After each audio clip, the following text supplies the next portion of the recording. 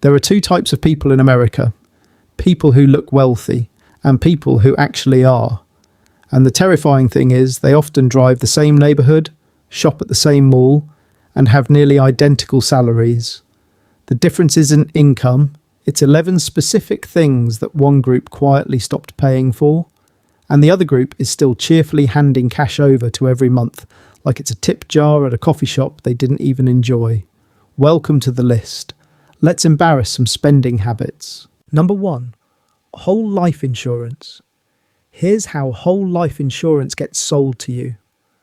A guy in a very nice suit sits across from you at a kitchen table, calls it a wealth building tool, and somewhere in your brain the word wealth short-circuits your ability to read fine print.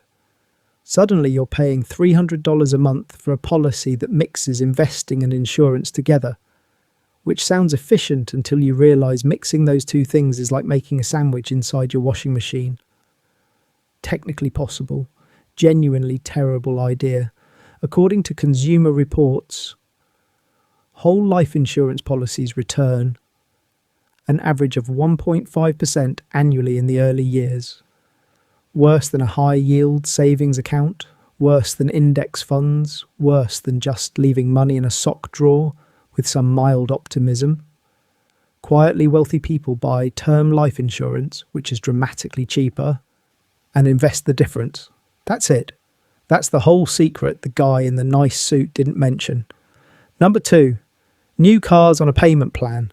Nothing says, I am actively choosing not to build wealth, quite like a $750 a month car payment on a vehicle that lost 20% of its value the moment you signed the paperwork.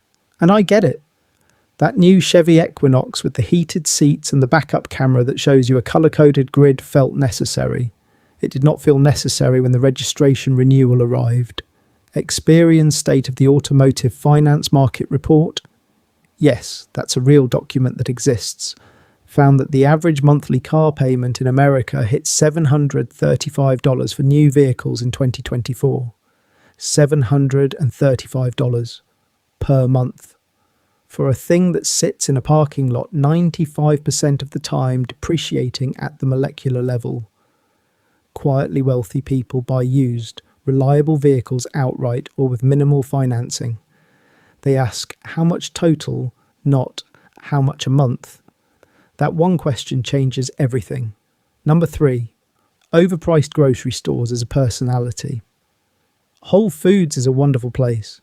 It is also a place where you can spend $14 on a juice that tastes like someone blended ambition and a lawn. And if you're doing your entire weekly shop there because the vibe feels right and the lighting is pleasant, the slightly amber glow, the artisan cheese wall, the staff who look like they've found inner peace, you are paying a significant premium for atmosphere. The groceries are incidental. The USDA Economic Research Service found that shopping at premium grocery chains runs approximately 25 to 40% higher per item than shopping at Aldi, Costco, or a standard regional supermarket for equivalent products.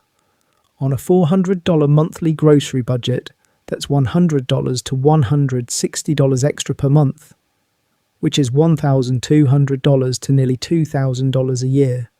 For the vibe, quietly wealthy people grocery shop like they have somewhere to be, because financially they do. Number 4. PMI on an over-leveraged mortgage. Stop. Right here. Because this one is costing you money every single month, and there is a decent chance you have normalised it so thoroughly that you have forgotten it exists. Private mortgage insurance, PMI, is what you pay when you put less than 20% down on a home. It is insurance that protects the lender, not you. The lender. You are paying to protect someone else's financial risk every month for years. The Urban Institute estimates that American homeowners collectively pay over $30 billion in PMI annually. The average PMI payment runs between $100 and $300 per month depending on loan size. That is between $1,200 and $3,600 per year for a policy that pays out to a bank if you default. Quietly wealthy people either wait until they can put 20% down, or they aggressively pay down principal to eliminate PMI the moment they are eligible. They do not quietly accept it as a permanent line item. Neither should you. Number 5. Keeping up with everyone else's wedding. Let me paint you a picture. Your college roommate is getting married in Tuscany. Destination wedding, 5 days. You need flights, a hotel, a gift from the registry, and that registry has a $400 Dutch oven on it, which, by the way, a Dutch oven is just a heavy pot. Congratulations on your heavy pot.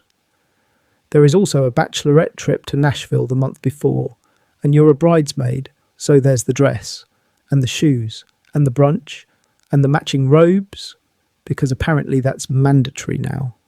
Bankrate found that the average American spends $1,400 per wedding they attend as a guest. As a bridesmaid or groomsman, that number climbs closer to $1,800. And the average person attends 3 to 5 weddings a year in their 20s and early 30s. Do that math and weep quietly. Quietly wealthy people give thoughtful gifts within their actual budget. They decline destination events when the cost is genuinely unreasonable. They understand that saying no to a bachelorette trip in Scottsdale is not the same as saying no to the friendship. The friendship is free. The matching robes are not. Number 6. Subscriptions. They have not thought about since 2022. You have a Hulu account. You also have a Max account. You also have Peacock, which you got for one specific show, finished it in a weekend, and have not opened since. Somewhere in your billing history there is a $12.99 charge for an app called Calm that you downloaded during a stressful Tuesday and used for 11 minutes total. You are very calm about paying for it monthly though. Very zen. The subscription tracking platform Rocket Money found that Americans underestimate their monthly subscription spending by an average of $133 per month. $133 per month. Which means the average person has approximately no idea what they are actually subscribed to. Quietly wealthy people audit their subscriptions the way a reasonable adult audits anything that costs them money, quarterly, with a spreadsheet, and without mercy. Number 7. Extended warranties on everything. Your refrigerator, your laptop, your $30 Keurig, your television, your air fryer. Whatever you bought at Best Buy last Black Friday, while a very enthusiastic employee explained that for just $89 more, you could have complete peace of mind. Peace of mind. As if the true source of existential anxiety in your life is an unprotected blender.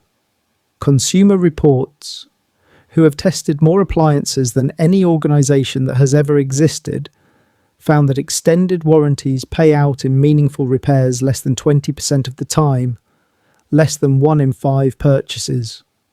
Meanwhile, the warranty itself gets paid for 100% of the time, immediately, by you, at checkout. The companies selling these know the math. They are counting on you not knowing the math. Quietly wealthy people self-insure small appliances by building an emergency fund and letting it handle unexpected breakdowns. They do not pay $89 for the privilege of worrying less about a Keurig. They just buy another Keurig. Number 8. Convenience and expedited everything. Listen, I understand the appeal of paying $17 for delivery on a $22 order from a restaurant 8 minutes away. I understand it. I have done it. I have paid more in fees than the actual food cost and then tipped on top of the fees because I felt guilty about the fees. It is a full psychological event. Here's what that adds up to though. Forbes Advisor found that delivery app fees, service charges and markups add an average of 44% to the cost of a restaurant meal ordered through an app. 44%. Tack on the tip and you're looking at 55 to 65% above menu price. On food, you are eating alone. On your couch. Quietly wealthy people meal plan, cook most of their food at home, and treat restaurant delivery as an occasional event, not a default mode. The money they save does not go into a bigger car payment, it goes somewhere that compounds.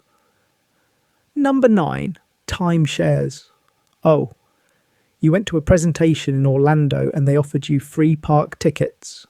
And the guy was so nice and the resort was genuinely beautiful. And you thought, well, we do like to vacation.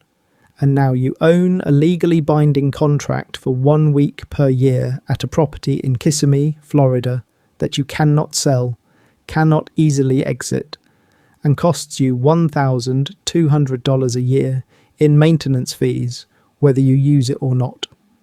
Welcome to the club. A very expensive club with a swim-up bar.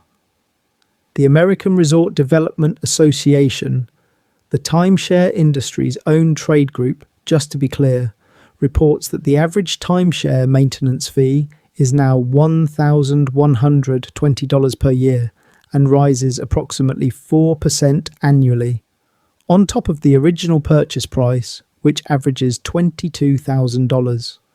And resale value, close to zero. There is an entire industry of lawyers whose entire job is helping people escape timeshare contracts. That industry exists because timeshares are that hard to leave. Quietly wealthy people take vacations. They book them on Airbnb, Hotels.com, or points they accumulated from a card they actually pay off monthly. They do not sign contracts in a resort conference room after 3 glasses of complimentary champagne. Number 10. Paying for convenience banking. Big banks love you. Genuinely. Not in the way a friend loves you, in the way a vending machine loves the person who keeps putting dollars in without checking whether the item is even stuck. Monthly maintenance fees. Minimum balance fees. Out-of-network ATM fees. Overdraft fees on a $4 transaction that could have been declined for free. The FDIC estimates that Americans pay approximately $15 billion in overdraft and maintenance fees to large financial institutions annually. $15 billion for the privilege of storing their own money. Quietly wealthy people use high-yield savings accounts at online banks, many offering 4.5% APY with zero minimums, zero maintenance fees, and no drama. Your savings account should be paying you. If it is currently paying you 0.01% interest, which is what most big bank savings accounts offer, your bank is quietly doing to your money what a timeshare does to your vacation budget. Stop it. Number 11. Lifestyle inflation on autopilot. This is the one that ties everything else together, so pay attention. You got a raise last year. Nice. You also somehow have less money than you did before the raise. Not nice. That is lifestyle inflation, the completely invisible, completely automatic process by which every income increase gets immediately absorbed by a slightly nicer apartment, a slightly newer phone, slightly more DoorDash, slightly more subscriptions, slightly more of all 10 things above this one. A Fidelity Investment study found that among Americans who received a pay increase in the last year, 56% reported that their monthly savings rate did not increase at all. The money came in, the money went out. Through a slightly wider pipe, quietly wealthy people treat every raise as a savings rate increase first and a lifestyle upgrade second, if at all. They automate the difference into investments before their spending habits have a chance to absorb it. They live below what they earn, not because they're miserable, because they know the difference between looking like money and actually having it. The common thread across all 11 of these isn't that wealthy people are cheap or that they never enjoy their money. It's that they stopped letting money leave their hands on autopilot. Every item on this list thrives on inertia, on you not reviewing, not questioning, not doing the math. The moment you actually look at the numbers, most of these decisions make themselves. I've paid for things on this list that I'm not proud of. Most people have. The point isn't to feel bad about the past. It's to make one fewer of these decisions going forward and let the difference compound. Because the gap between where you are and where you want to be financially is almost always smaller than it looks. It's usually just this list, cleaned up, redirected, and left alone to grow